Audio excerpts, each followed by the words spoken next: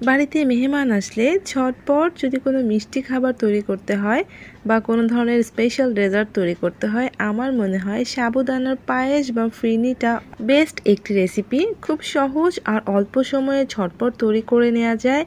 আর মেহমানের জন্য একটু স্পেশালভাবে তৈরি করতে চাইলে আজকের রেসিপিটা আপনাদের জন্য। যারা মেহমানের জন্য ঝটপটভাবে স্পেশাল কিছু তৈরি করতে চাচ্ছেন, যদি বাড়িতে সাবুদানা থাকে তাহলে অবশ্যই এভাবে রেসিপিটা ট্রাই করবেন। আশা করছি আপনাদের ভালো লাগবে। চলুন তাহলে দেখি।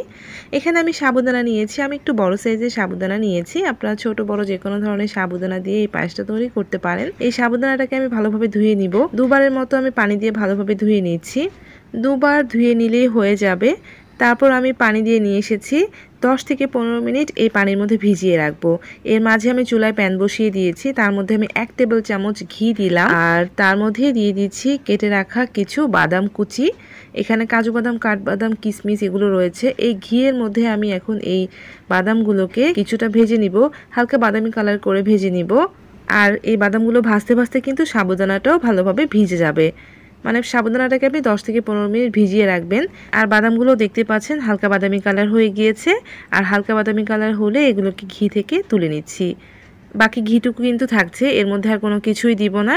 এখন সাবুদানাটা কিন্তু আমি পানি ঝরিয়ে নিয়ে এসেছি। সাবুদানাটা 10 থেকে 15 মিনিট ভিজিয়ে রেখেছি। আর এই 10 থেকে 15 মিনিট ভিজিয়ে রাখলে দেখবেন যে সাবুদানার পায়েস তৈরি করতে খুবই কম সময় লাগছে।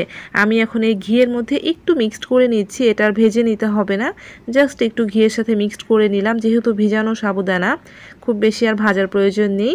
এখন এর মধ্যে আমি দিয়ে দিচ্ছি 3 কাপ পরিমাণে দুধ। আমি এখানে 1 কাপের একটু কম সাবুদানা নিয়েছি আর দুধ কিন্তু দিয়েছি 3 কাপের কিছুটা বেশি, 3.5 কাপ মতো দিয়েছি। কারণ সাবুদানাটাকে ভালোভাবে সিদ্ধ করতে হবে। আর সাবুদানা যত বেশি সিদ্ধ হয় তত বেশি সোক করে ফেলে।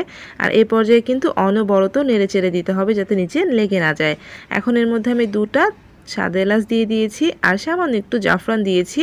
আপনাদের কাছে যদি স্যাফরন না থাকে আপনারা নাও দিতে পারেন। আমি 4-5টার মতো স্যাফরন দিয়েছি আর এখন খুব ভালো করে নেড়েচেড়ে জাল করে নিচ্ছি। যতক্ষণ না বলক আসছে ততক্ষণ পর্যন্ত নেড়েচেড়ে নিতে হবে। দেখেন বলক কিন্তু চলে এসেছে। এখন আমি আবারও একটু নেড়েচেড়ে দিচ্ছি। যেহেতু আমি সাবুদানাটাকে ভিজিয়ে রেখেছিলাম 15 মিনিটের জন্য, তাই এটা সিদ্ধ হতে 5 থেকে 10 মিনিটের মতো সময় লাগবে। খুব বেশি সময় কিন্তু লাগবে না। দেখেন সাবুদানাটা অলরেডি সিদ্ধ হয়ে গিয়েছে। আর যখন সাবুদানাটা এরকম ট্রান্সপারেন্ট কালার হয়ে যাবে তখন আপনি বুঝতে পারবেন যে সাবুদানাটা ভালোভাবে সিদ্ধ হয়ে গিয়েছে। চুলার আঁচটাকে মিডিয়ামে রেখে অনবরত নেড়ে চেড়ে সিদ্ধ করে নিয়েছি। এখন এর মধ্যে আমি সামান্য একটু লবণ দিলাম আর দিচ্ছি চিনি। আধা কাপের কিছুটা বেশি চিনি দিয়েছি, তবে মিষ্টিটা আপনাদের পছন্দ মতো দিয়ে নিতে পারেন। আর আমি এখানে সামান্য একটু লবণ দিয়েছি, যেহেতু এটা মিষ্টি খাবার, মিষ্টি খাবারে লবণ ব্যবহার করলে মিষ্টি খাবারের টেস্টটা কিন্তু অনেক বেড়ে যায়। নেড়েচেড়ে মিক্সড করে নিয়েছি। এখন এর মধ্যে আমি ভেজে রাখা বাদামের অর্ধেকটা, বেশি অর্ধেকটাই দিয়ে দিলাম। আর আপনারা অবশ্যই সাবুদানাটা সিদ্ধ হওয়ার পরে তারপর চিনিটা ইউজ করবেন। যখন দেখবেন যে সাবুদানার কালারটা ট্রান্সপারেন্ট হয়ে গিয়েছে তখন বুঝবেন সিদ্ধ হয়ে গিয়েছে। আর সেই পর্যায়ে আপনারা চিনিটা অ্যাড করে দিবেন। চিনি যদি আপনারা আগে দিয়ে দেন তাহলে কিন্তু সাবুদানাটা সিদ্ধ হতে যাবে না। আর এভাবে নেড়েচেড়ে আরও 5 মিনিট আমি জাল করে নিয়েছি। যেহেতু চিনিটা ভালোভাবে মিশে যেতে হবে আর সাবুদানার মধ্যেও ভালোভাবে ঢুকতে হবে, তাই চুলার আঁচটা বাড়িয়ে দিয়ে অনবরত নেড়েচেড়ে 5 মিনিটের মতো জাল করে নিয়েছি। আর দেখেন এরকম হয়েছে। আমি এখন ঝটপট সাবুদানার পায়েসটা একটা সার্ভিং ডিশে নামিয়ে নিচ্ছি। দেখতেই পাচ্ছেন সাবুদানাটা কেমন হতে হবে, একটু পাতলা করে নামিয়ে নেবেন। যেহেতু সাবুদানা ঠান্ডা হওয়ার পর আরও অনেকটা ভারী হয়ে যাবে, তাই অবশ্যই একটু পাতলা রেখে সাবুদানাটাকে নামিয়ে নেবেন। আর চিনি দেওয়ার পরে 5 মিনিটের মতো জাল করে নিলেই হয়ে যাবে। তৈরি হয়ে গেল খুব ঝটপট অল্প সময়ে দারুণ মজার সাবুদানার পায়েস বা ফিরনি। মেহমান আসলে আপনারা মেহমানকে বসিয়ে রেখে 5-10 মিনিটেই এই দারুণ মজার ডেজার্টটা তৈরি করে নিতে পারবেন।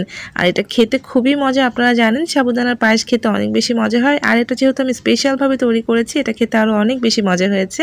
আশা করছি আমার এই সাবুদানার পায়েস বা ফিরনি রেসিপিটা আপনাদের ভালো লাগবে। আপনারা বাড়িতে ট্রাই করতে পারেন। ফিরনি বা পায়েস তৈরি করাটা অনেক ঝামেলার, অনেক সময় লাগে, কিন্তু এই সাবুদানার পায়েস বা ফিরনি তৈরি করতে খুবই কম সময় লাগে। আশা করছি আমার রেসিপিটা আপনাদের ভালো লাগবে। ভালো লাগলে অবশ্যই রেসিপিটাতে একটা লাইক দিয়ে চ্যানেলটাকে সাবস্ক্রাইব করে প্লিজ আমার সাথেই থাকবেন। সবাই ভালো থাকবেন। আল্লাহ হাফেজ।